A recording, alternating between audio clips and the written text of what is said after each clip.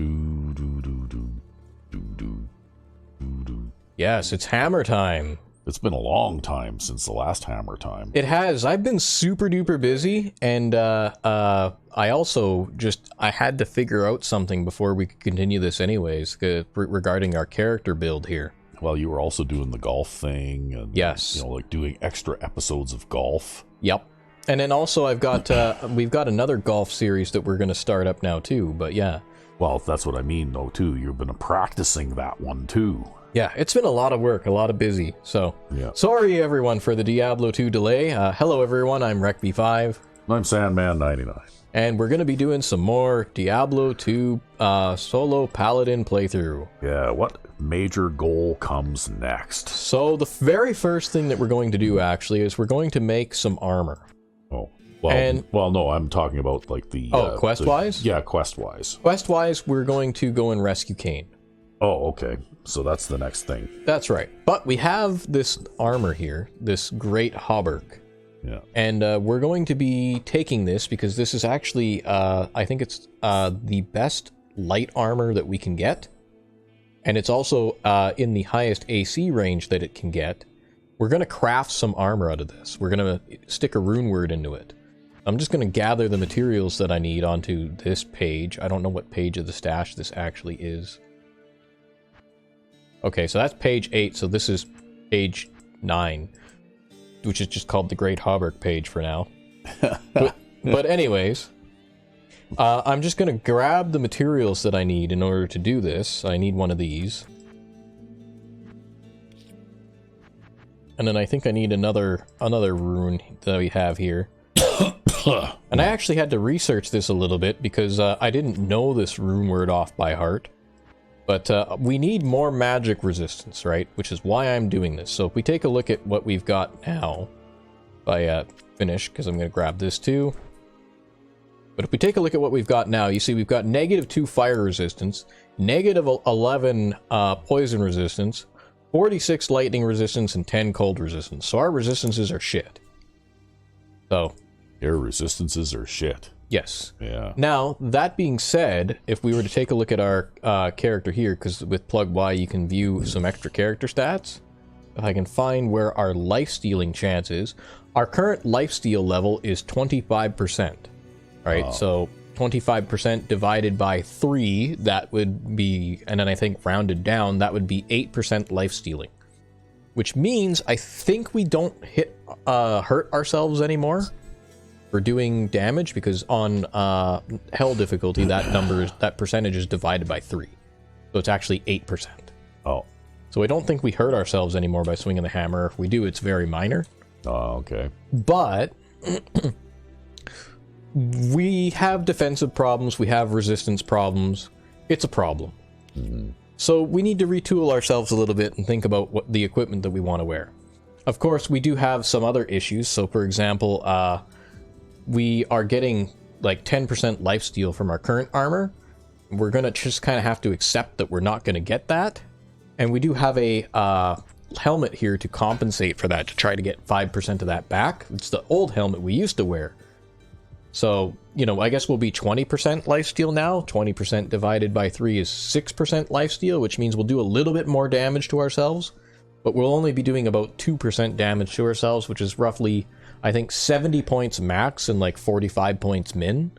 And considering that we have 1,224 hit points, I think that's going to be fine. Okay. So, I'm going to take this Neph rune. The rune word is Nephlum. And you put that into a 2-socket armor.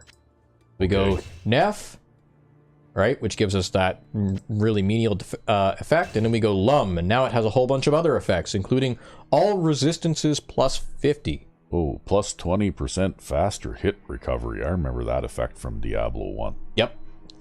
And so we get that too. It also gives us a spell called Weaken, which I think we get some charges of it, 18 charges or so on that particular armor. I don't know if that's random or not. I'm pretty sure that's random. That. Now you've got a suit of Exo 1.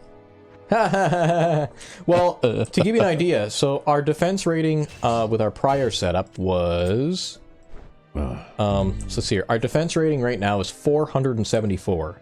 Okay. And then if I swap over to everything else that we're going to be using, right, which means I'm swapping out this triple socket helmet that I just made last episode, or maybe the episode before.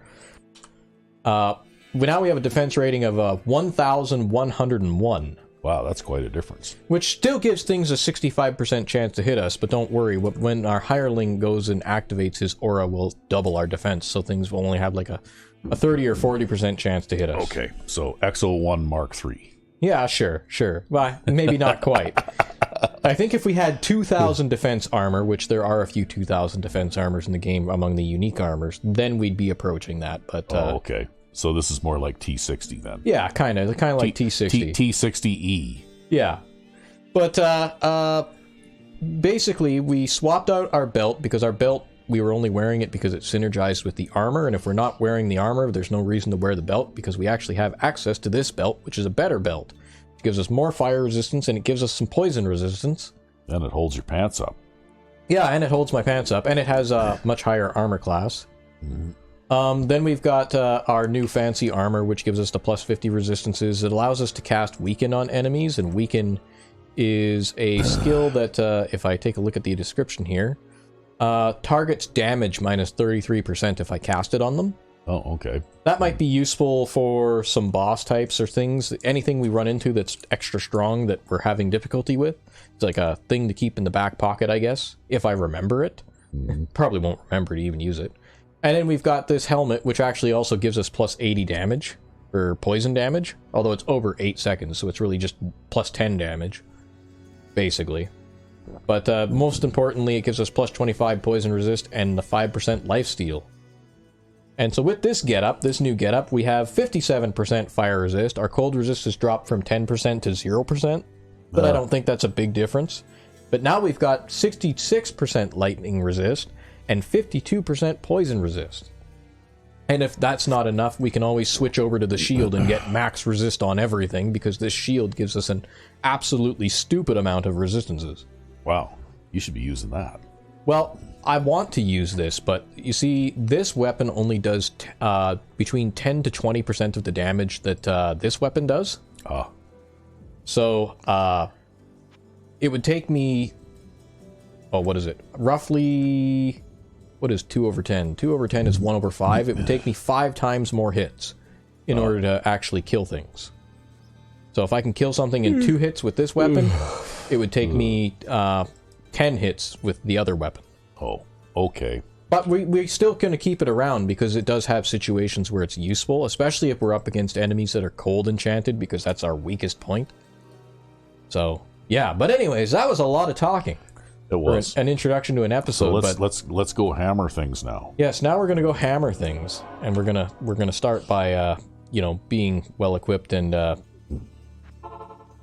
gonna want to kind of approach a little cautiously at first. I want Buddy to activate his defensive aura because we still depend on him a fair bit for our defense, and also his defense depends on his own aura too, because he's only got a defense rating a bit higher than us unless he activates his aura, and we're going to encounter a boss right off the pack. Extra fast cursed.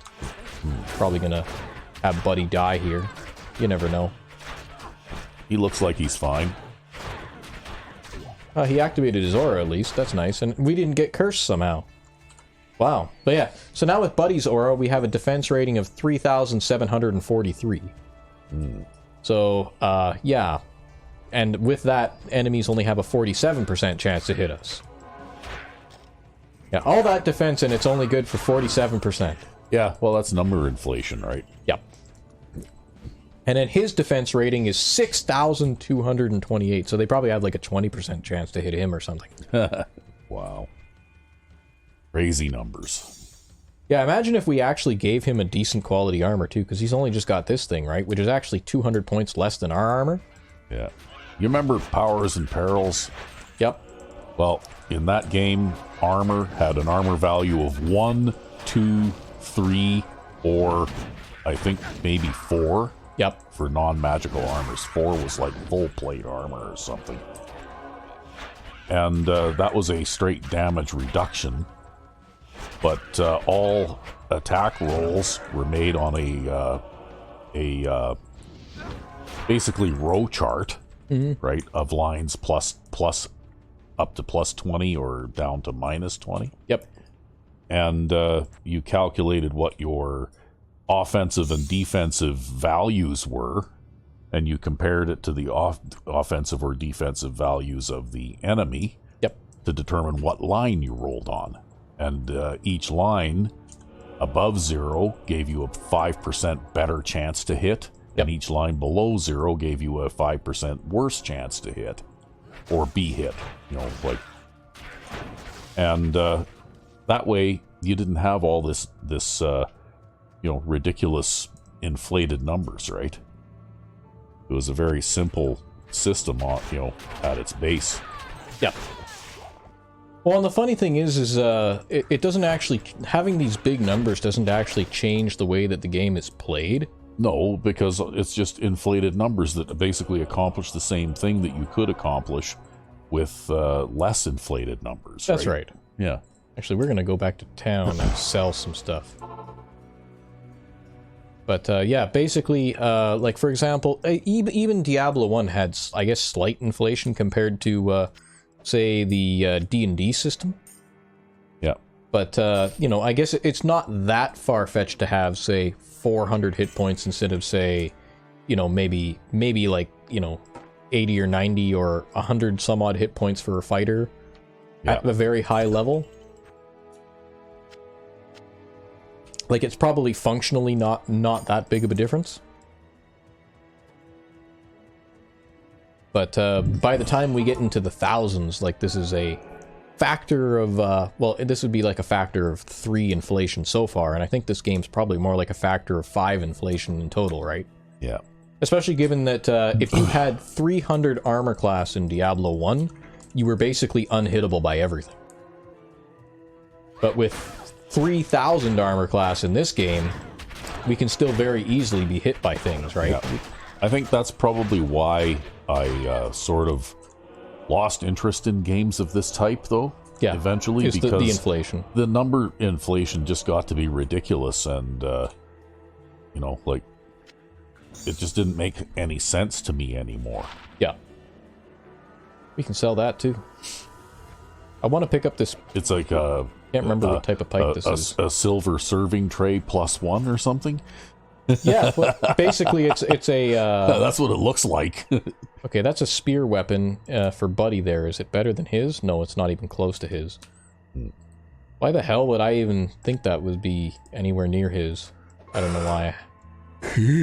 I was just like, hey, there's a thing for Buddy. No, we don't need that. Yeah, you need a Horadric cube of holding. I do. We even with the new armor and all the resistances, we still get something like 40% of our resistances from charms. Yeah. So I can't get rid of any of these fucking charms. Yeah, that's why I say you need another page of inventory just for carrying, temporary stuff, right? Yeah, well, another bad part about it, too, is I think we lost something like 20 hit points in the new armor conversion switchover. Oh. So... Yeah, but you got 1,200 hit points base. I mean, like, wow. Though things do frequently do like 200 points of damage or more. Yeah. That's after, well, before armor reduction and all that kind of stuff. What is that, like 10,000 points or something? No, so the way that armor works in the Diablo games, at least for Diablo 1 and Diablo 2, is armor does not actually provide damage reduction. All armor does is make you harder to hit. So I guess it's kind of like the D&D system in that regard. Yeah. With the logic being that the armor on, say, it doesn't actually, like, well, it deflects blows, right? It has to do with the function of armor. Yeah. Armor deflects blows. Or absorbs the force. Yeah. Right? Or prevents the sharp pointy thing from penetrating into your tender body. That's right. Your material item gets damaged instead of your fleshy body. Yeah. I think it's this way. And I think down there, yeah, that's the graveyard, so we need to go this way. But things are going to be a lot easier. Things are going a little bit easier now that we don't have to worry so much about Buddy standing in front of us. And now that we're a bit more magic resistant. doing a little bit more damage to ourselves kind of sucks, because it means I have to manage my health a little bit more closely, but the fact that we're not getting hit as much kind of offsets that. You're managing your health instead of your mana, right? Yeah, but it's, you know, I only have to carry one type of potion, so it's fine. I don't know why I picked up this stamina potion just to drink it so that I could have, like, unlimited stamina for, like, 20 seconds. It's completely pointless. But we haven't been here in a while. Oh, look, a small charm. I want the small charm. I don't have an identify scroll, so we don't get to know what it does. Should have bought more when I was in town. But yeah, mostly I just recover my health with the redemption skill, and that's really the purpose of the redemption skill for this. Although, you know, I guess it can also heal you. But I'm mostly just using it to recover the damage that I do to myself. Oh god, we've got some skeletons. Remember how bad skeletons are? Yeah. Even with this new armor, they're still bad because we do full damage to ourselves. Yeah. It's just never gonna change. Some things never change. Okay, I don't really want to go over here and fight that entire fucking encampment of Devilkin, thank you, man. Like, can we not go over that way? Oh, gotta switch auras.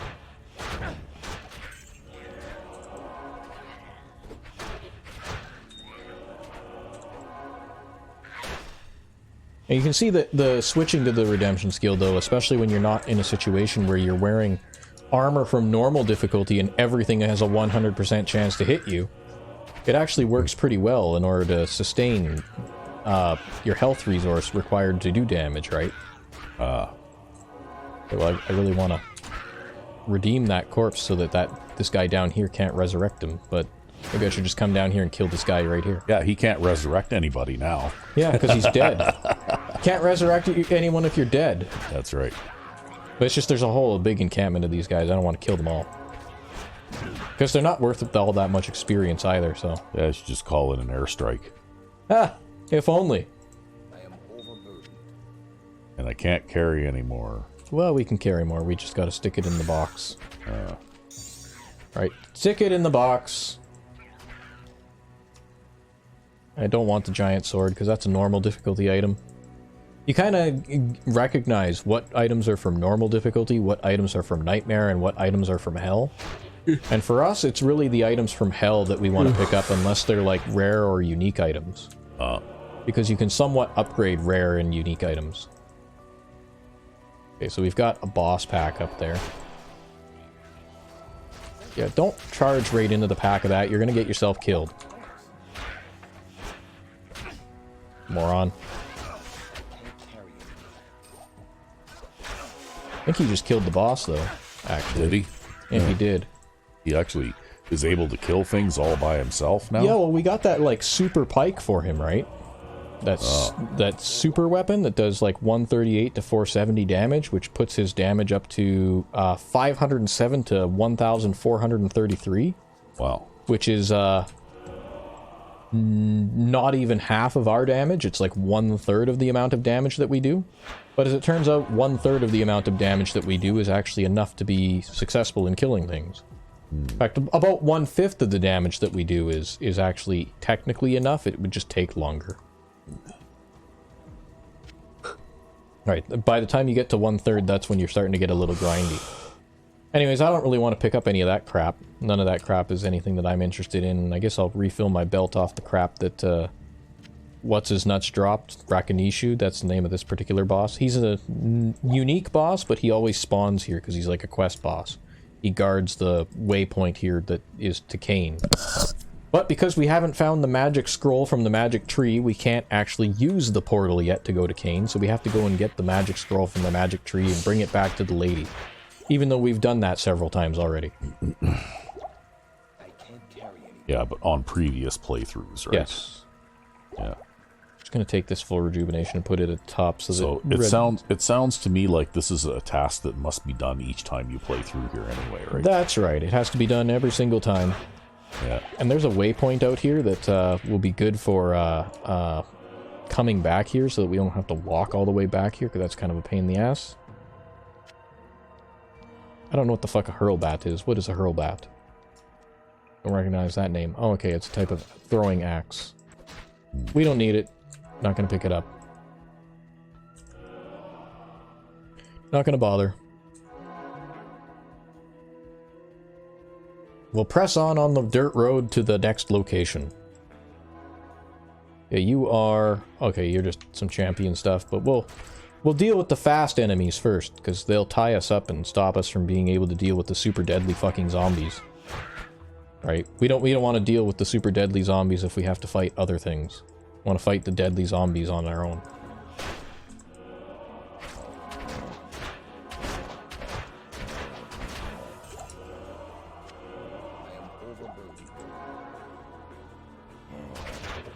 We also don't have to worry about isolating them so badly anymore either, right? Because we're a lot more combat effective with just our new armor. Although theoretically, if they were strong enough, they still could kill us, right? I just don't have to be as ridiculously cautious as I was before, although I'm still being cautious.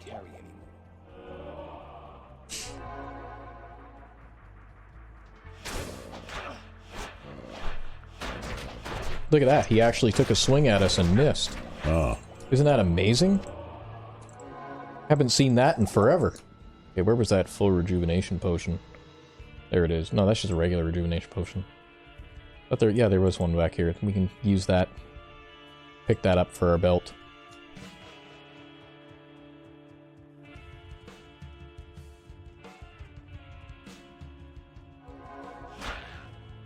I might even stick those in... I think I've got a lot of rejuvenation potions in the stash back home, but I don't really know. Okay, so we found the entrance to the other way, but kind of want to find the waypoint. Because if I don't get the waypoint, then I have to walk all the way back here from like the cold plains. That kind of sucks. You have to walk uphill both ways. Yeah, well, it's just another excessive amount of walking, and then if I ever want to come back here... Oh, look. That's convenient. You found it. There's another thing you could find in here called the Moldy Tome, which will alert you to another quest, but you can actually do that quest without starting it. Oh. So, I'm not going to go through this entire area and look for that tome. I'm just going to go and continue this quest. Because actually, what we want to do is we want to get the waypoint for that area too. Which means we'll be going out of our way during this quest to find where the next quest is. Because it's kind of a pain in the ass to walk through this underground passage. Just gonna get myself a little bit of space here in case we have to run away from something. Okay, these guys aren't bosses or anything. They're not special. They'll go down easy.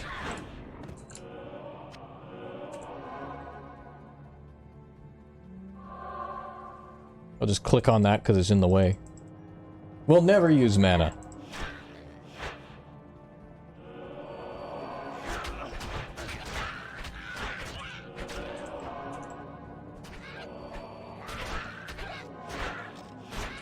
I don't know if we're going to start encountering Carver Shamans. Boss, Lightning Enchanted, Mana Burn, Teleportation. That's one of the reasons why I went and got us all this space back here. We might need to pull back a little bit and see if we can string those guys out and take them on a few at a time. Lightning damage, I think, can do the most damage out of any of the magic types because it does something like 1 to like several thousand points of damage on like character skills. And I think it works the same way for enemies. It's probably like 1 to several hundred points of damage. It looks like Buddy was working on that one. Oh, that was easy. Yeah, he wasn't so tough. Yeah, I was thinking he was going to be super tough, because, you know, but I guess we've got all these resistances now, so it's, you know... Yeah. It makes a big difference. You've got 2/3 resistance to his attack form, right? That's right, yep. Oh shit, that's a super fast boss monster. We want to pull they're back. fast. Look at those guys run. Yeah, I know. They can run as fast as you can. They can run faster than me, actually, but they stop behind you because they want to start an attack animation. They have spider brain, right? Yeah. Yeah. Okay, well, they weren't very tough anyways. They just kind of startled me, I guess. Because of how fast... It's better to pull back. It's always better to pull back because you don't want to be in a situation where you are going to get killed. So, if you see something coming up to you really, really fast like that, it's better to pull back. Because, you know, like, that one wasn't very strong. I think it was extra fast fire enchanted, which isn't so bad, but, like, if it was extra fast, extra strong cursed, that would be, like, the worst case scenario, right?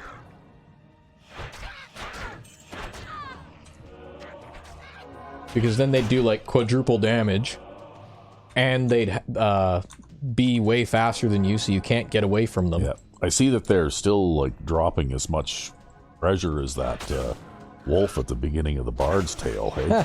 Yeah, well, we're actually on Players 1 now, so the amount of loot that gets dropped is significantly reduced. Yeah, well, they still drop a lot.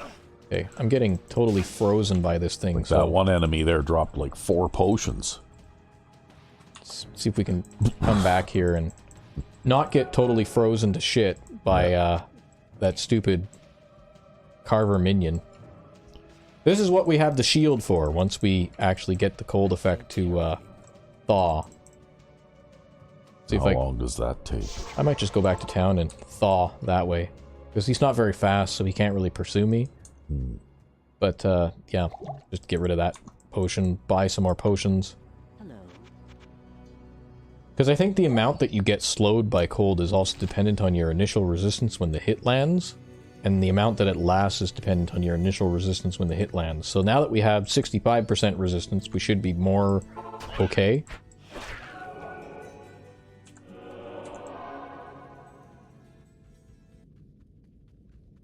But we won't be able to kill these cold guys in that many hits. Because we're using a much weaker weapon for this. Yeah. Cold enchanted too. Wow, cold aura. But this is also a faster weapon, so even if he hits me, he won't interrupt me. Like, he can't interrupt me because I can swing faster. So there's that too. What else is in here? Nothing worth picking up. So we should feed Buddy a potion, and then grab that potion.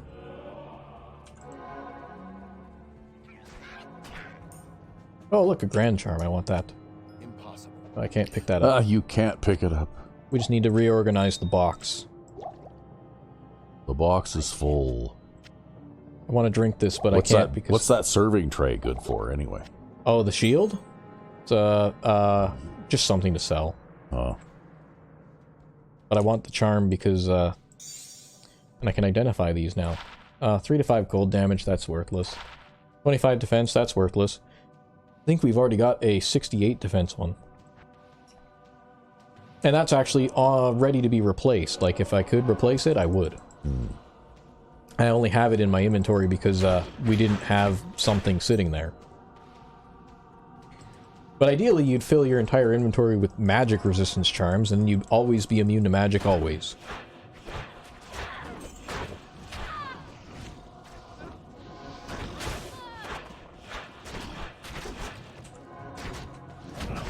There. Eat up, buddy.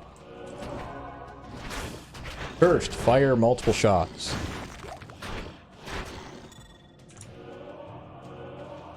Well, I want to see what that amulet is, so now we have to go back to town and sell some things. It's inevitable. Because you don't have an identify thing? Potion, no, I don't have enough room in the box. See, you need a bigger box. I do, I need a bigger box. Maybe somebody should make a mod for a bigger box. They made a mod for a bigger stash, we're using it. Yeah, but, maybe you should make a mod for the bigger box. Maybe I should make a mod for a bigger box? Yeah, you could make it the size of the stash. I mean, maybe I could, but I'd be investing a lot of time into a game that's almost over 20 years old. Yeah. Well, somebody else did, obviously. 3 to 5 cold damage? I think we have a 1 to 2 cold damage somewhere. Yeah, okay, well, but that one... Well, yeah, you know what? We'll get rid of this one, because it's 1 to 2 gold damage, and it's a large charm. Yeah, it gives us 1% better chance of finding better magic items. I don't think that matters. So we'll take the smaller charm. And then, I think I sold the no, I haven't sold the defense charm yet. Sell the defense charm. But now we've got room for an extra charm. Or a single inventory item slot, I guess. Little tiny box. Little tiny box. We have empty inventory space now. Yeah, wow. That's another thing I don't like.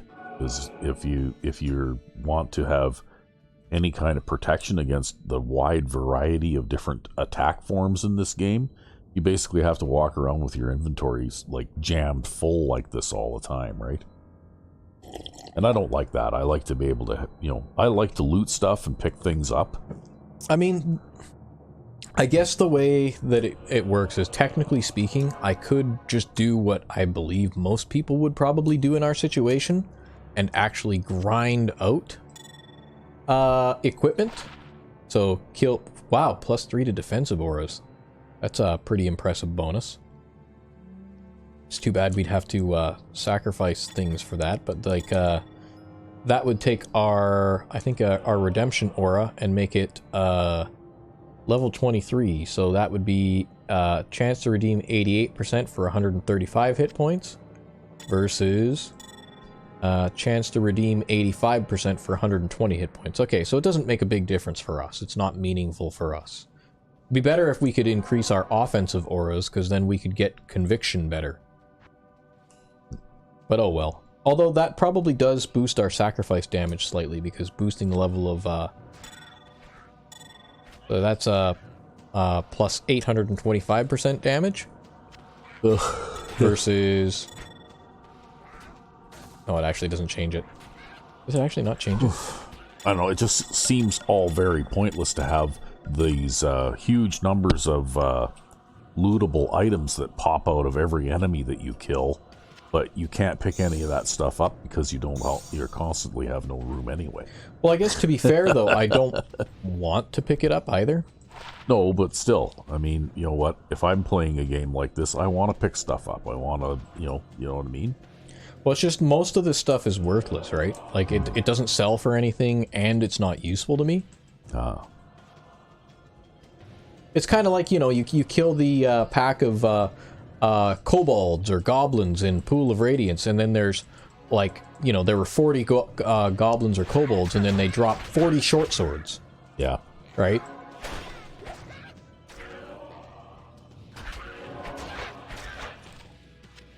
It's kind of like that. Most of the items are just pointless, and this genre is kind of bad for that anyways. I mean, there's a certain amount of that even if you reduce the size of possible items to a very small pool like it was in Diablo 1.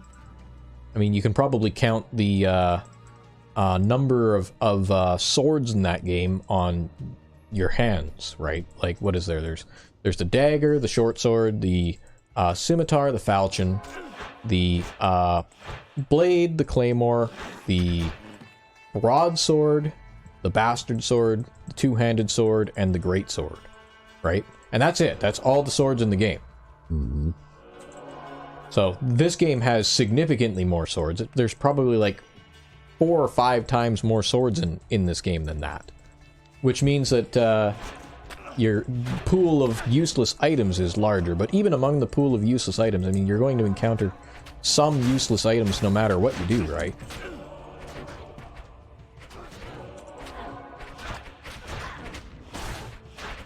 I don't know. I would say, why do you need that many different kinds of swords? Because functionally, there's probably many of them that are similar to one another anyway, right? Well, so part of the problem is with the way they designed this particular game. The thing about it is, the way they designed the original Diablo is you just have your, like, 10 or so swords that I listed? Yeah.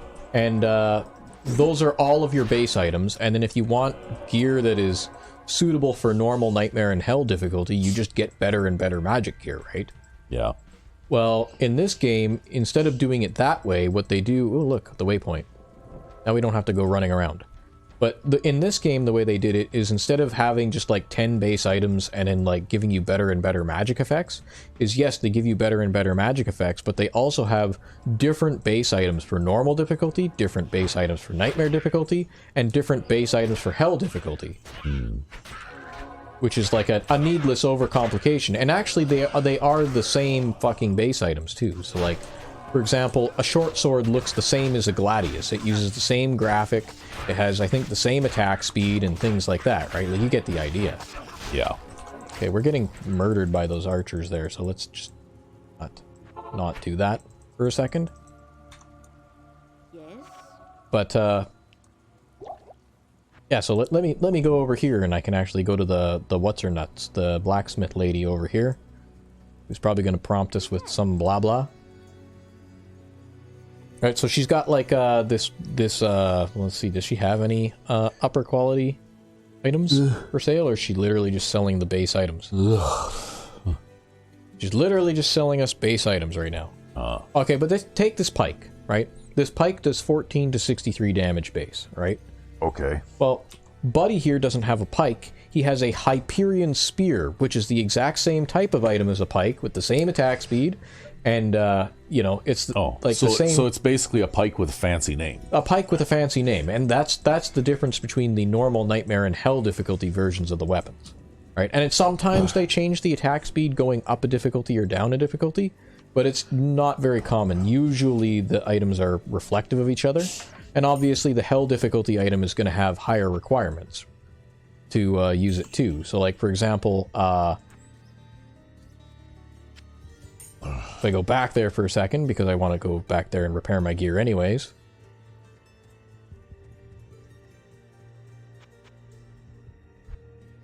But if we take a look here, we can see that she has, say, yeah, this light plate is more or less the same as a breastplate. It's close enough.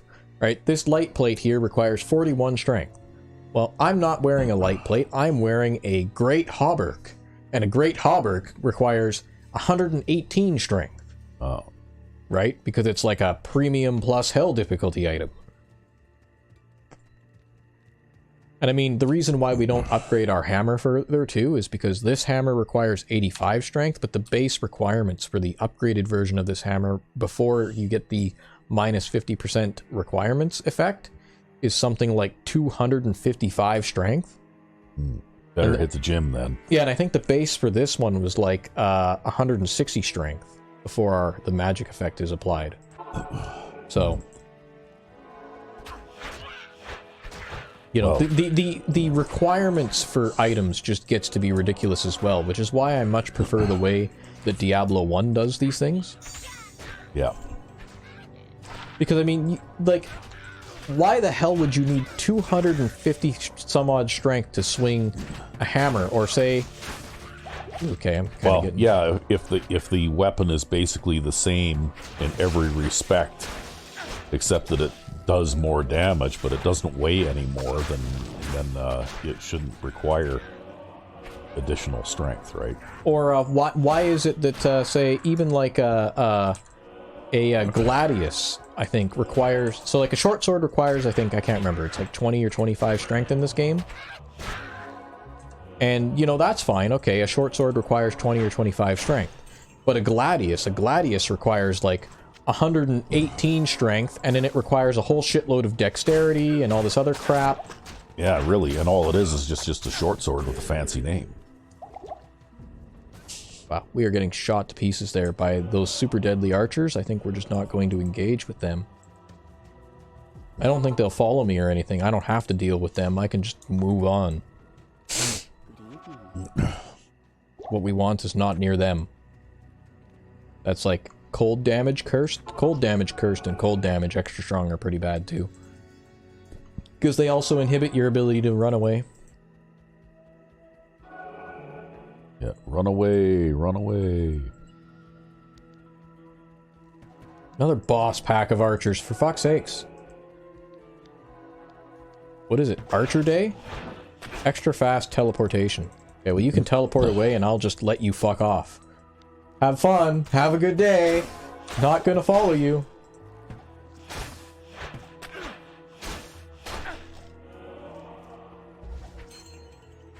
Unfortunately, I actually broke both. Why can't I pick up that gold? Because he wants to walk into the fucking rock.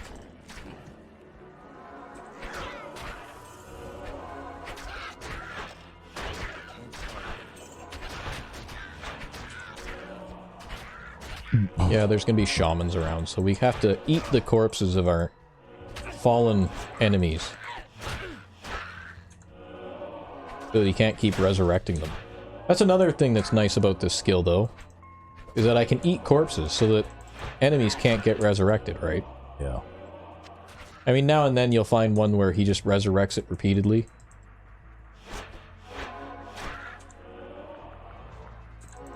Right? It's usually a big problem when there's only like one left to resurrect. But you doing it this way, though, you can significantly cut down on the number of enemies you actually have to kill, which is nice. I see we have an archer there. Part of a boss pack, too. Probably has some kind of nasty, horrible effect on it. They can shoot Buddy. He's closer.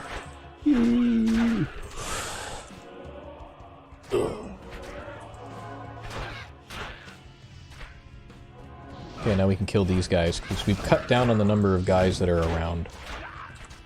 Wrong button.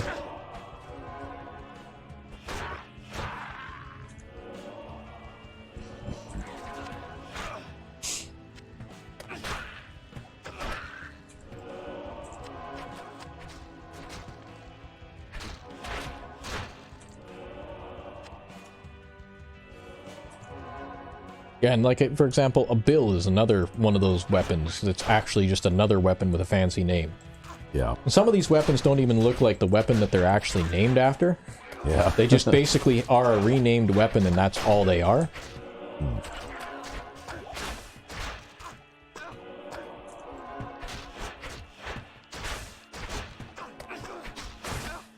Perhaps mildly,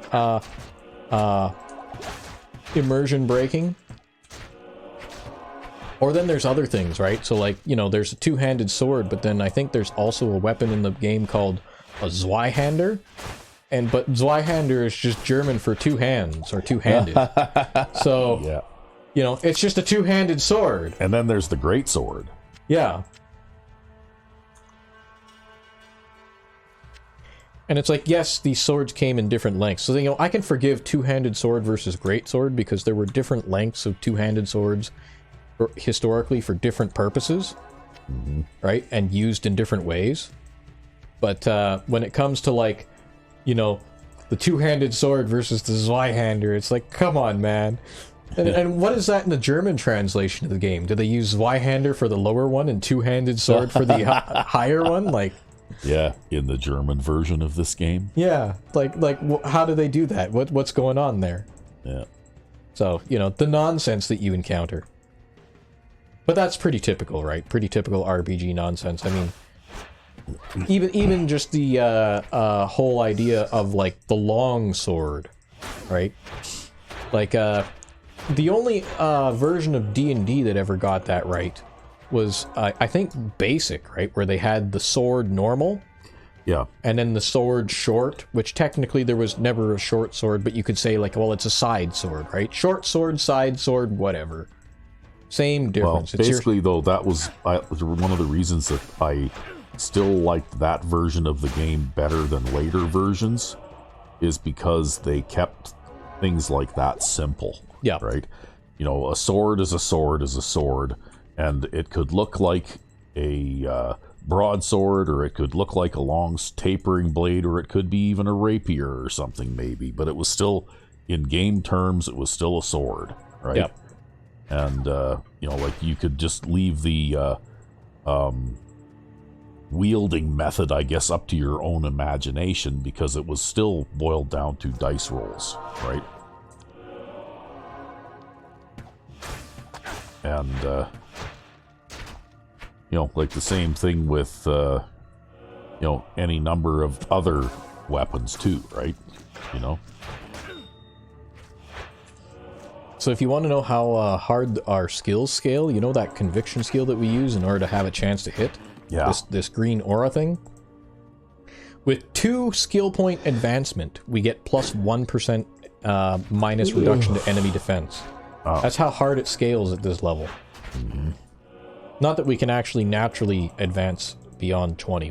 We have a special effect active right now which pushes us beyond 20.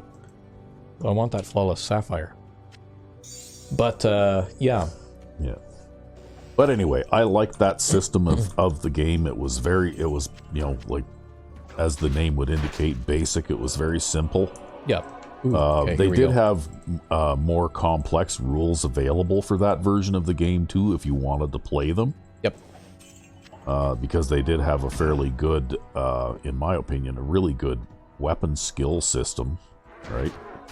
Where you could specialize in 1 or 2 weapons and gain Okay, buddy's gonna drop. gain special abilities and special attacks, and even some special defensive bonuses from some weapons too, right? Yep. You know, like if you were a magic user who's normally complete garbage at melee combat, well, if you wanted to spend a skill slot to improve your ability to fight with your quarterstaff, well, then you could gain the ability to, if you made a saving throw, to deflect some incoming weapon attacks and that kind of thing, right? Yep.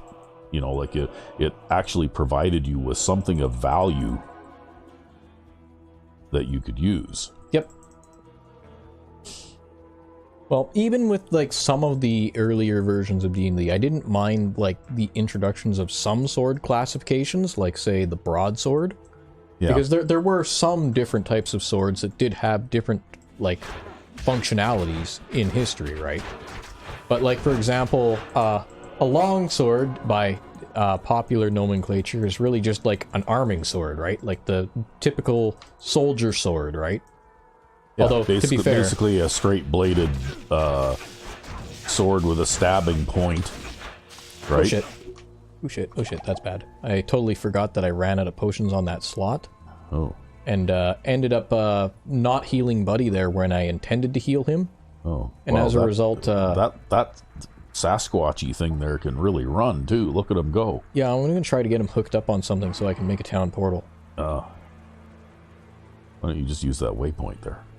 I could use the waypoint, yeah. It would stop me from having to go into my inventory. Yeah. But first I'm just going to run him around that. There. I guess he got a hit off on me, but I managed to get back safely. Yeah. Yeah, no, I meant to feed a healing potion to Buddy there, and then I just didn't have any healing potions under my finger because I wasn't paying attention. Oop.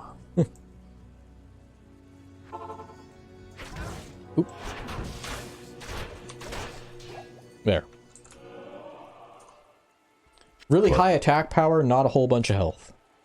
But you know what? I really like the basic system's weapon skill system quite a bit, because, you know, like if you were playing, you know, like say even a thief character or something that's normally fairly weak in combat, but if you decided that you wanted to, you know, like specialize in the short bow or something instead, well, you could actually increase your skills with that weapon and do a substantial amount of damage with that particular, like with that one weapon, right? Yep.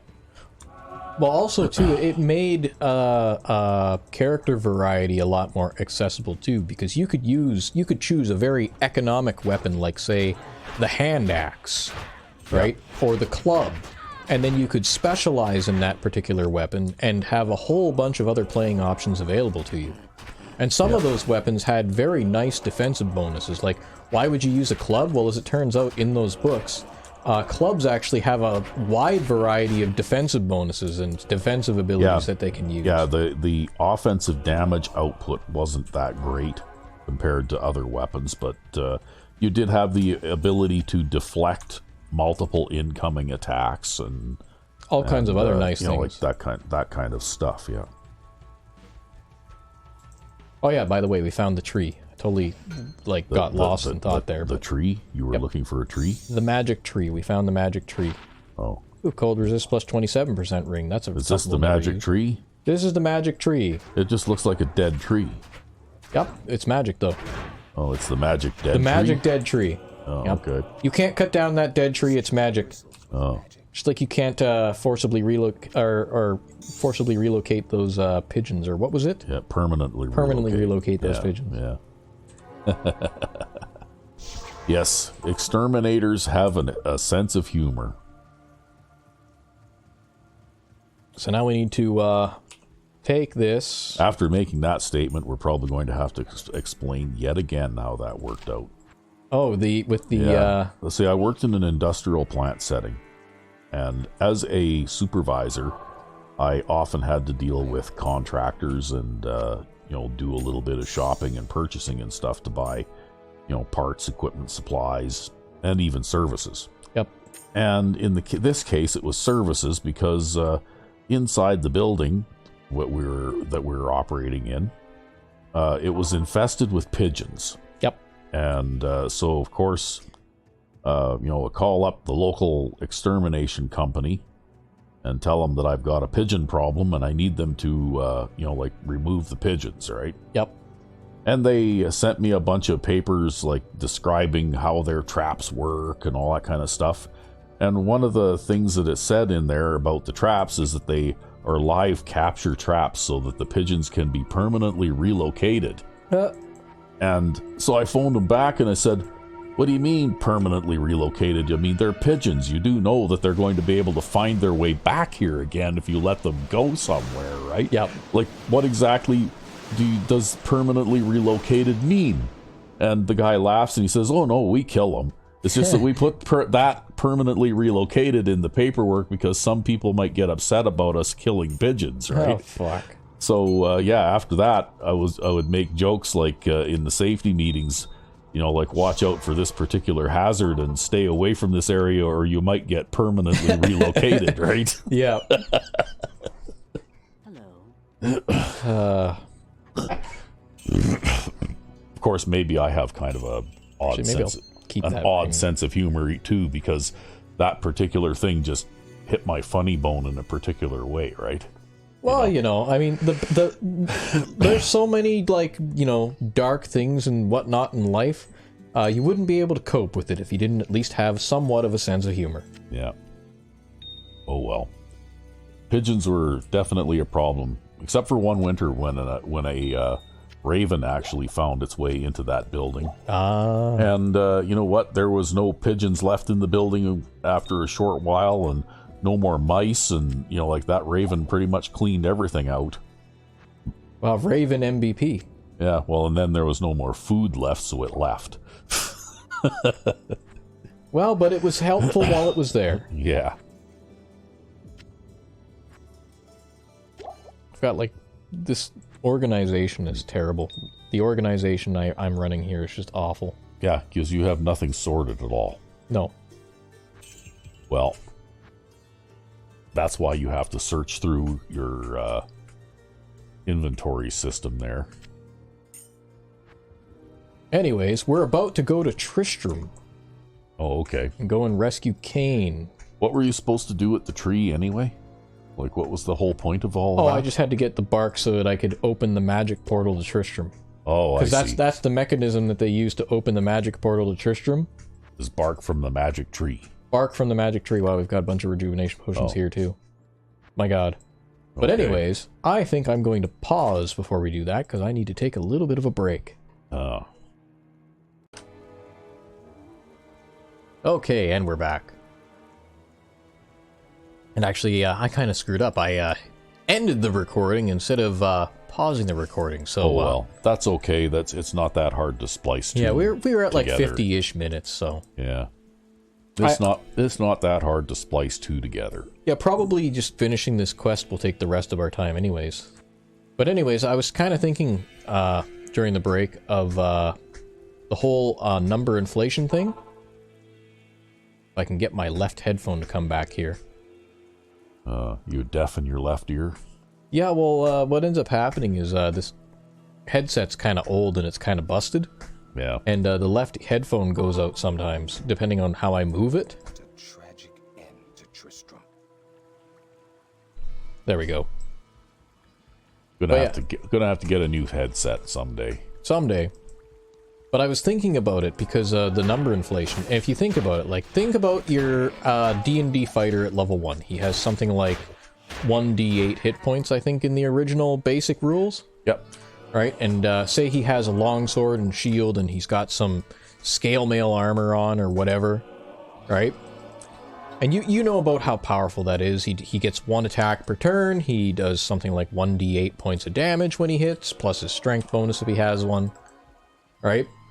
And then imagine a, really high-level fighters. One who makes 2 attacks per turn, one who has over 100 hit points, or close to 100 hit points, right? And imagine the difference between those two, right? Take that high-level fighter and throw him into a room with, 10 or 20 level 1 fighters. And it's going to be like watching, like, Neo in the Matrix when he's surrounded by all of those agents, right? Yeah, he'll just wipe them all out. Yeah. And it'll be like a movie cutscene or something, right? Like, that's how ridiculously powerful a high-level character is. But for some reason, we seem to think that those numbers need to go higher. They need to go up for some reason, right? Even though they don't actually have a meaningful practical effect, because a high-level character is still overwhelmingly stronger than a low-level character, to the point where they could take on an army of them, right?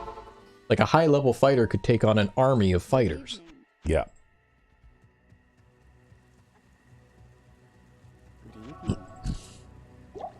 Well, that's probably why they had some of those rules, like a roll of a 20 always hits kind of thing. Yeah. Too. Because even if that high-level fighter, was facing enough low-level enemies, well, eventually they could wear him down. Eventually they could wear him down, right? If enough of them were willing to throw themselves at him and die, to get to that point. But then again, though, in that game system, like, they got past the problem of where did all the low-level monsters go, like where did all the goblins go kind of thing, when you get to a certain level and goblins are just too weak anymore, by sort of adding, like humanoid monster classes too, right? Yep. So that at least the leader types could become more powerful too as the players get more powerful, right? Yep. So there might be a whole horde of goblins that are easily killed, but they'll have like a handful of leader types that are not so easily killed too, right? Yep.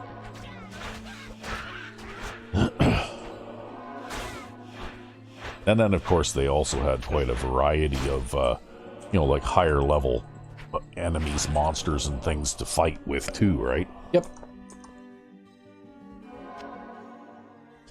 But in a way, that's why I like the idea, at least, of the powers and perils system with the percentile dice and, like positive and negative line system. Yep. Because then you didn't have that kind of number inflation, and like the way that they had that game balanced too, like a small horde of goblins would still be, like serious danger even to a more experienced character, right? Yep. One of these guys has cold, I think. Or maybe not. Somebody inflicted cold on me, and I don't know who they were or where they were from. And another game that was pretty good, too, that we used to play once in a while. I don't know that it got to be all that famous, though, but it was called Descent. Yep. And that one was the absolute opposite of number inflation. Yeah, right? All the numbers in that game were always very small. Yeah. Oh, here comes Griswold. Extra strong, cursed, spectral hit. Wow. Griswold's not looking so good. He's also got a shitload of hit points. Yeah. Wow, he just one-shotted my hireling there. That's a lot of damage. Yep.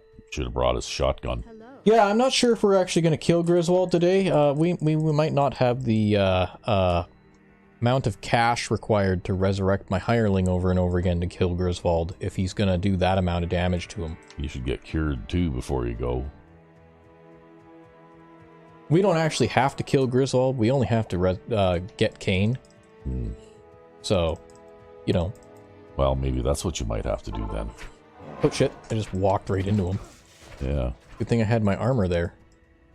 Because he looks like he moves slow enough that you can just run around and he'll just shamble after you, but he won't be able to catch you, right? That's right. I mean, I don't know how far the follow distance is in Diablo 2. It's several screens further, I think, than Diablo 1. But, ooh, ouch. That skeleton hurt. Nasty pack of skeletons. But he gonna die again? But he might die again.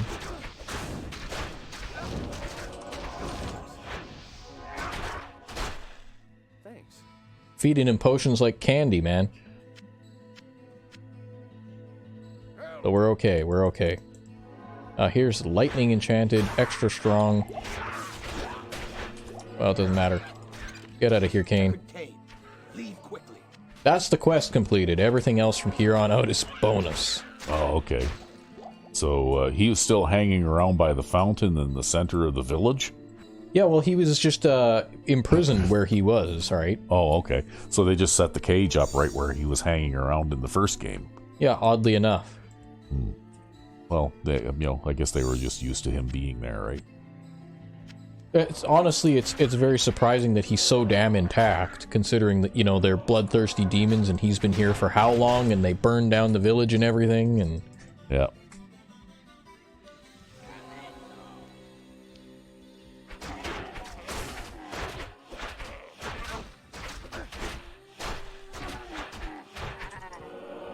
Yeah, I don't know. That's one thing I didn't care for either, is that kind of survival horror element, I guess, where you won the game but you didn't really win. You know? Like I don't really like that either. I like the happy resolution, right? Yeah. You know what? In terms of endings, I have to say I'm much on the same page as you. For me, it's mostly just that the gameplay of Diablo 1 that I like, I think it outweighs the ending. Yeah. The bittersweet ending. So, I like the game enough as a game to kind of, tolerate the shortcoming of the ending.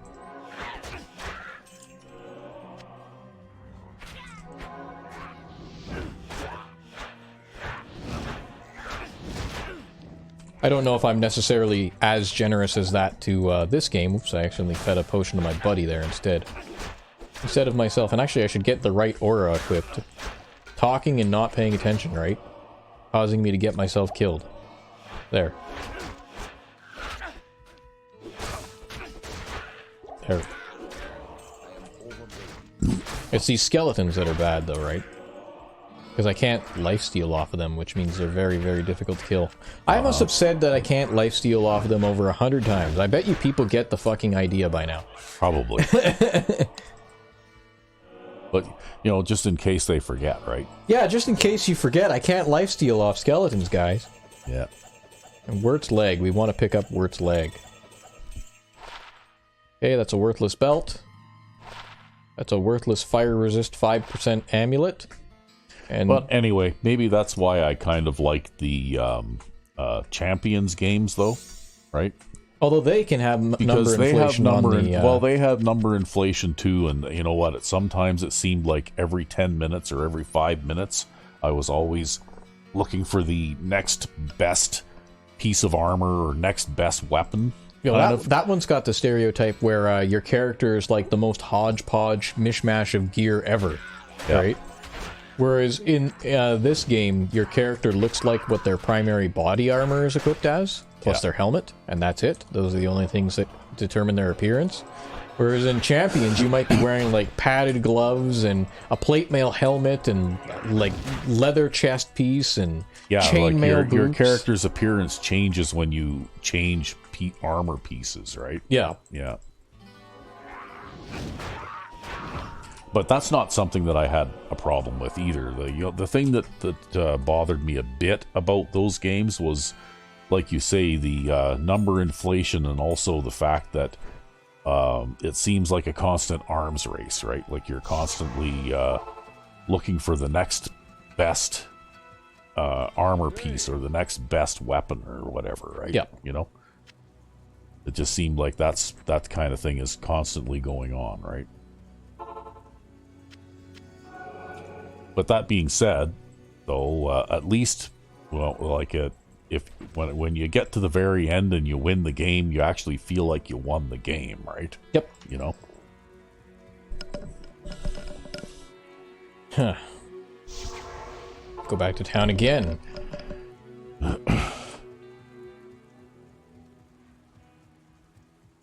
Yeah, because you actually beat the big bad guy, and in both of the games, you beat the big bad guy, and then yeah, exactly. It's all said and over and done with. And actually, even with the Dark Alliance Baldur's Gate games too, right? Yep. You know, like you beat the final boss and you've actually won the game, right? Like it's a happy ending. It's not that you became doomed or you know, all you did was prolong the inevitable or something like that, right? Yeah. Whereas in these games, it seems like all you're doing is prolonging the inevitable, right? Yeah, that's true.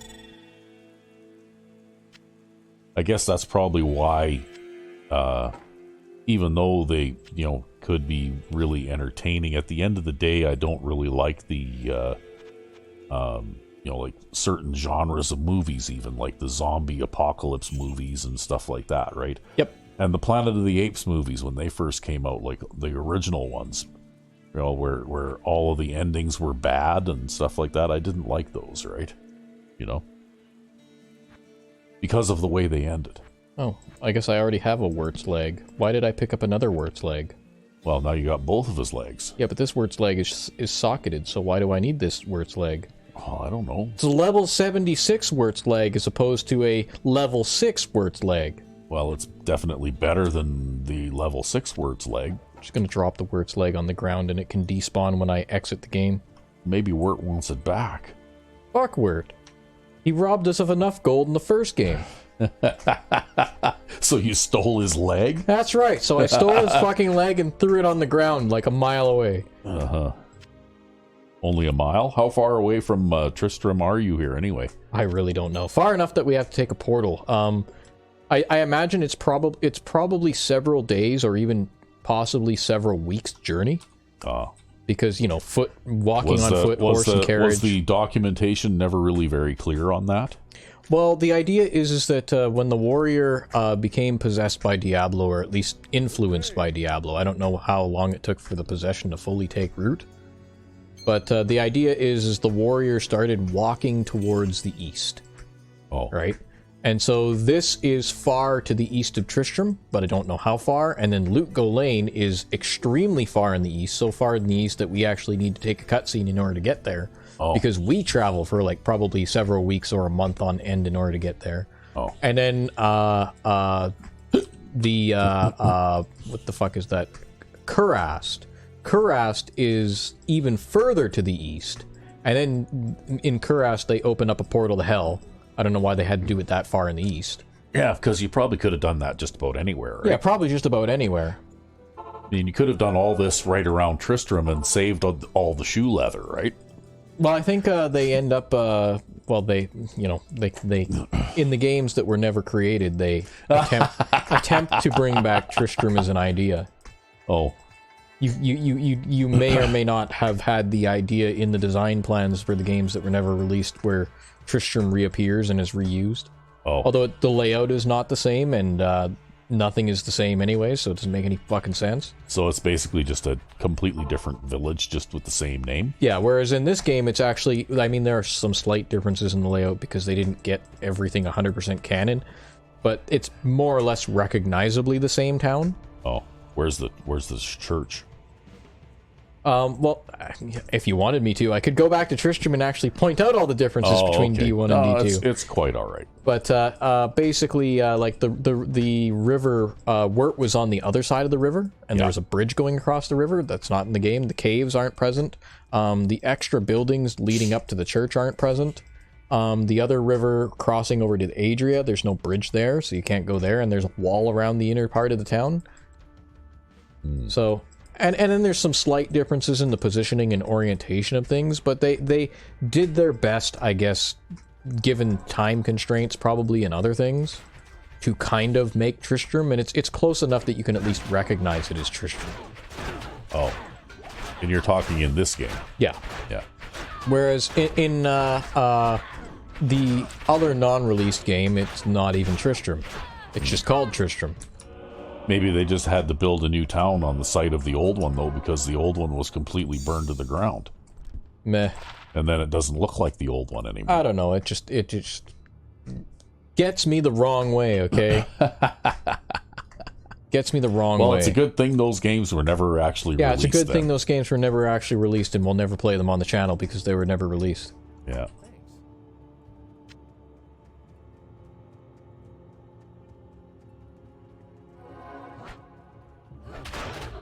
Anyways, I think I'm going to move up to find the Black Marsh waypoint if I can, and then that'll be it for this episode.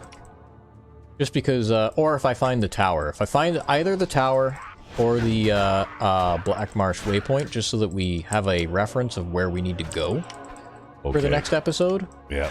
Because otherwise I have no idea where we're actually going next.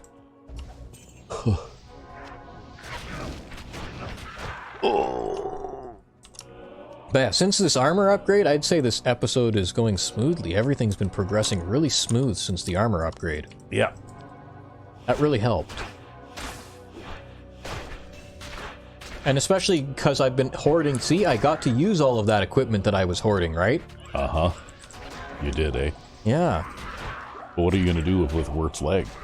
Oh, it's going to sit on the ground and fade into nothingness because I have another Wirt's leg in my stash. Oh. That you're never going to use for anything.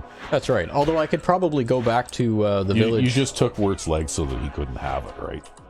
Yeah, pretty much. Well, actually, I don't know why I picked it up. I think I had this idea of, oh, I haven't picked up Wirt's leg on this difficulty, so I should pick up Wirt's leg. And it's like, no, you don't need to do that. Yeah, because what are you going to do with it? Well, you can use it to open a portal to Uber Diablo and like Uber Bale and Uber Mephisto. It's like an extra boss content thing post-game, I think. Oh, I see. Or is that the cow level? I can't remember which one is for the cow level and which one's for... No, I think the Wirt's leg is for the cow level. Oh. And then something else is for like Uber Bale, Uber Mephisto, Uber Diablo. Oh. Yeah, I can't remember. I'd have to look it up again. It's been a long time. I used to know these things. I promise I used to know these things at one point.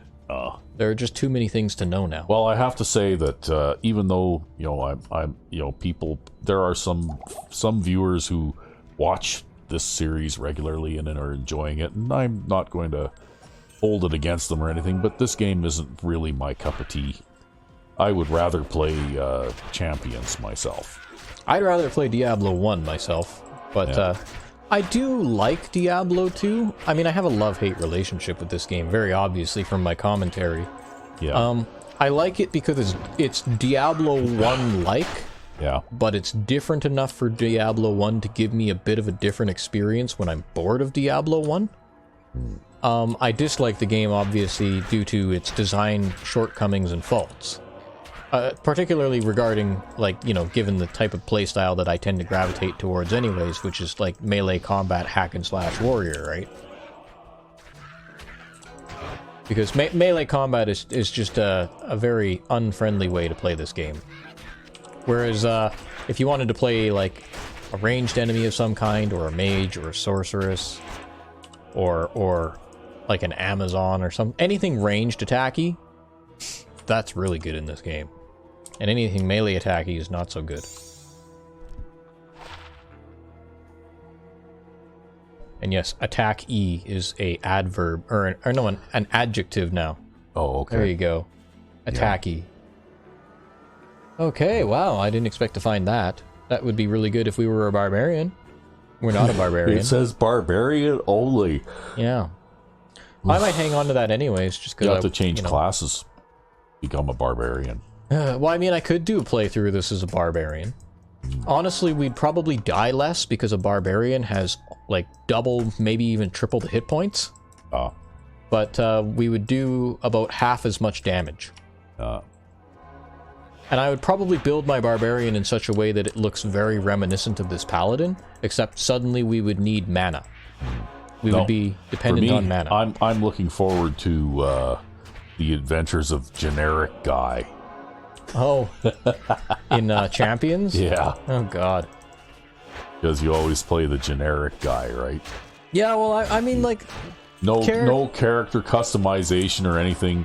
Like, what is it? What's your health? Barbarian, warrior, click, there, done. Yeah, well, I mean, like, the thing is like, you know, customization, I guess, okay, but, like, I never really had, like, a solid idea of, like, you know, what kind of character I would be in fantasy, and it's not like I'm making a self-insert of myself or anything like that. Yeah. For me, it's mostly I'm making a avatar to do the hack and slash thing to stick pointy end into bad guy. And so I've never really cared what my character looks like, and, anytime that I'm in a fantasy setting, like even in like playing D&D with people in real life and things like that, that I've ever added extra to my character, it was really only just because I had to. Because well, you were expected to by the other players. Exactly. You can't just say, yeah, I'm a mercenary for hire and I stick pointy end into bad guy. Yeah. And if you you know, because I'll travel around with you because you forever. need to explain why you want to stick pointy end into bad guy. Because it's fun. And you need to describe, you know, what kind of weapon you're going to use to stick pointy end into bad guy, and whatever's available, and what your motivation is, and what do you look like? How do you look while you're sticking pointy end into bad guy? With a big grim smile on my face, because killing people is fun. Yeah. All right. Yeah, I believe they have a term for that. It's called murder hobo. Yeah. That's what the Sweater Vest Gamer calls you all the time. He calls you a murder hobo. Because you don't even read the journal entries or the dialogue and the story dialogue in this game particularly, or any game really, game really. You just go out there and hack and slash. I mean, even like the brief amount of dialogue that I read in like things like golf games and stuff, when I'm on my own, I don't pay attention to any of that crap. Yeah. Right. I only like I actually make a deliberate effort to read some of the dialogue while we're on the YouTube channel here.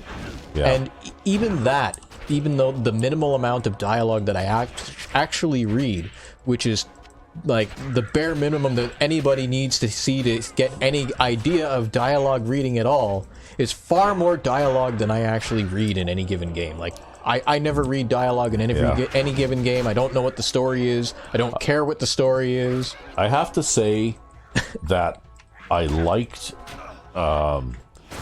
the way that they wrote the stories in Dragon Age Origins, right? Oh, I liked those because, you know, depending on what your origin was, you know, like it could be anything from you know, like a bloody revenge story to, you know what I mean? Yeah. Like, especially if you started off as the human noble, right? Well, then your entire motivation for, you know, like a good portion of the game is to find that guy that Tim Curry voices and stick pointy end into him, right? See, when it comes to I can't even remember the character's name anymore, but he was voiced by Tim Curry. Yeah. Howl. Yeah, Arl Howe, yeah. Arl Howe, who betrayed your parents, your family, and slaughtered everybody, and you were the only survivor, right? See, the thing that drove me nuts about that game, though, is it was the type of game where you can't just mash through the dialogue. Your decisions matter. Yeah. And so what would end up happening for me is I would make a save before I ever talked to anyone. And I would reload the save if I didn't get the result that I wanted. And I ended up with like tons and tons of save files, and I was never actually able to get through that entire game because I just couldn't do it. Well, and the thing is that game is very dark in tone as well, but you can still get a happy ending. Like they at least provide you with a way that you can cheat your fate, you know? Yeah. And attain a victory, right? Yeah. But yeah, for me it was just like you know, I struggle in story-driven. That's why I keep telling you, like, if we ever do something like Cyberpunk, you're gonna have to do the story because I can't do the decision-making Well, that thing. one there is definitely a decision matters, and there's all sorts of ways that one can go, you know, south on you in a hurry, right? Yeah.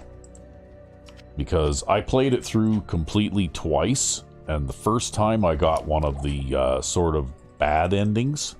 Yep.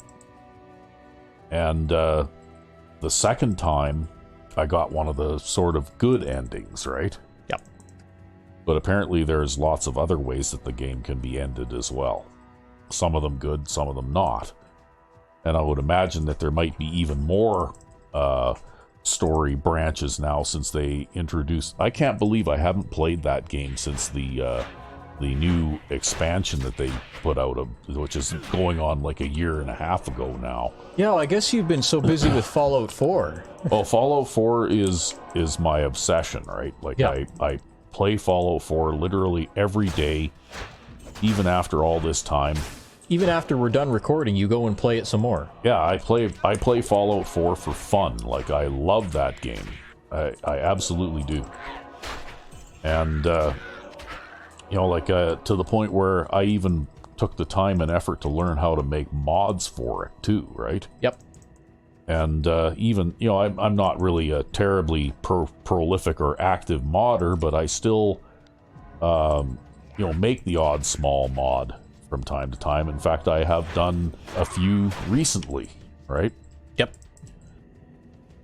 Like one time when I was, like, because one of the things that I would always try and do with any character I start in Fallout 4 is I would try and take, you know, like a rank of sneak every chance that I got so that I could get 3 ranks of sneak as soon as possible. Yep. Because that way I don't get blown up by mines and stuff like that anymore, right? Yep. And one time I was, you know, in an area where I shouldn't have been for the level I was, because I play that way quite often just to make the game more challenging. Yep. And I'm sneaking through this like tall weeds kind of up on a group of enemies, and I step on a bottle cap mine and die. Right? Yep. Yep. In the middle of the bush. In the middle of the bush. Where you couldn't even see it. And so that was enough of that. So I went in and I made a small mod that gives me the ability to take 3 ranks of sneak by level 3. Yeah. So the first 3 perks that I take when I start to level up from level 1 are sneak, sneak, and sneak. And that way by level 3, I can tap dance on landmines and they won't go off. As opposed to level whatever it was. As opposed to having to wait until level 12, right? Yeah. Yeah, I believe it's level 12 you can get that. Well, especially given the way that you play the game anyways, where you restart the game, like, outright every time you die. Yeah. Like, you don't keep playing when you die. You actually just turn the game off and delete the character and then make a new character and start again. That's right. You play, I guess the Diablo 2 equivalent of that would be hardcore mode. Yeah. Because there's actually a hardcore mode in this game where if your character dies, they're dead for good. Well, it's funny too because I've seen mods that that will actually do that, right? Like if your character dies, then you know, like it basically automates it to the point where you cannot, you know, continue to play with that character, right? Yeah. But I don't need a mod to do that. I have You enough. do it yourself. Yeah, I just do it myself. Right. And you started doing that back in like the Skyrim Oblivion days. Oh yeah, for sure. I mean, I have done clean playthroughs of Oblivion and Skyrim, actually. Yep. Because I learned that in those 2 games particularly, there is a point at which you turn the corner. Yep. And you become powerful enough that it is extremely difficult to kill you, right? And in Skyrim, for example, I found that sweet spot was at around level 40, right? Yeah. Because by then, you're tough enough that you can kill dragons, and you've got, you know, like enough health that you can withstand, you know, like most really bad attacks and that kind of thing. Yeah. And you've also, whatever your choice of you know, pointy object is that you use to stick into enemies, you become good enough at that you're, you know, like you have a substantial amount of offensive power as well. Yeah, there's not much you can't kill. Yeah, and that usually occurs at about level 40, and it's a little bit different with Oblivion, but you know, like the same idea, right? Around level Yeah, I'm going to say around level 40 for Oblivion as well, right? And I find that level where you turn the corner in Fallout 4 it was oddly enough at about level 40 in the vanilla game, because I did play the game through without any mods when I first got it, because I wanted to experience the game without mods first, right? Yep. And but then with the way I have the game modded now, that number is probably closer to about 60, because I have a number of mods like Super Mutant Redux and that kind of thing that make enemies much more deadly. Yep. And also introduced, like a lot of weapons into my game, like modded weapons that are usable by enemies as well, right? Yep. Like it really it and also some of the mods even that you and I have made, like that make like shotguns, for example. Like it sucks to get shot at close range by a combat shotgun. Yeah, especially now because they have a range of. Well, not only but because the pellet spread is so narrow that when you get hit, you get hit by all 8 pellets. You get hit by all 8 pellets, and it hurts. Yeah. Right. Whereas before, if they were further than 2 or 3 floor tiles away, well, it was like you hardly even noticed, right? Yeah, the shotgun was basically a useless weapon at high levels. Yeah. But now you could use it as a sniper. Well, not only that, but now there is a large variety of shotguns in the game too, because I've got the riot shotgun from based on the Fallout New Vegas design. Yep. And there's the Seogren inertia shotgun and the Mossberg 500 shotgun, and and we even invented our own shotgun for that game too. Yep. Right, so like a pipe bolt action shotgun. Yep. And also too, we also made varying barrel lengths for the shotguns, so that for example, like a long-barreled shotgun isn't going that's all choked down, isn't going to have anywhere near as much spread as a sawed-off shotgun. Yeah. Right. Yeah. Well. And then we have various in-between barrel sizes too. With the bolt action shotgun, like basically, if you put the long fin barrel on it, the targeting reticle is so tight that you almost can't see an opening in between the 4 markers, right? Yep. Like it's really choked down, whereas the stub barrel is pretty much very similar to the standard short barrel double barreled shotgun, right? And it's not to say that the shotguns don't have spread. They still have spread, but we tighten them up basically. Like I did some research to figure out what these what to do for these values, and figured out how much a real life shotgun actually spreads over various different distances, given various approximate barrel lengths and attachments, like say a choke and things like that, right? Yeah. And that's how we came up with it. And it's like, wow, shotguns in real life are like way better than shotguns in video games. Shotguns in video games are like you saw off the entire barrel length of the shotgun and you have the shells sticking out the end. Yeah. Right? Like that would be what the real life equivalent is of a video game shotgun. Yeah, the spread is ridiculous. And in the Fallout 4 game vanilla, even the combat shotgun too, the spread is ridiculous. Like if you're further away than about 3 or 4 standard floor tiles, you might as well not use a shotgun. Yep. Because you can't, because the pellet spread is so great that you're only getting, at most maybe 25% of your potential damage. Yeah. Right? On a single target. Yeah, basically a shotgun in vanilla Fallout 4 is a melee weapon. Yeah, pretty much. You're at melee distance in order to get the most damage out of it. Make sure you're kissing them before you pull the trigger. Yeah. Right? And the same thing with flamers, actually. We did an extensive overhaul on flamers.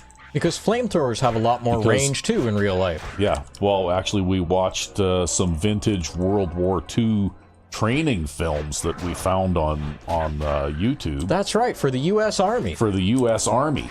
These were like official training On the films usage that were filmed in the 1940s, like they're in black and white even. Yeah, And they're basically training materials for people who are going to be using flamethrowers out in the field, right? Yep. Yeah, and it covers various things for like the fuel mixture consistencies and how that affects the range of the flamethrower and the different types of flamethrowers and their various ranges. Yeah. Right? But in Fallout 4 with a flamer, you literally had to be at kissing distance in order to even hit your target with the with the weapon.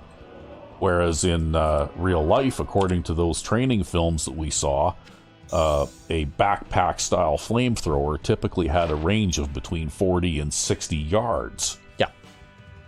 Right? And then the tank-mounted flamethrowers could go even further. Yeah.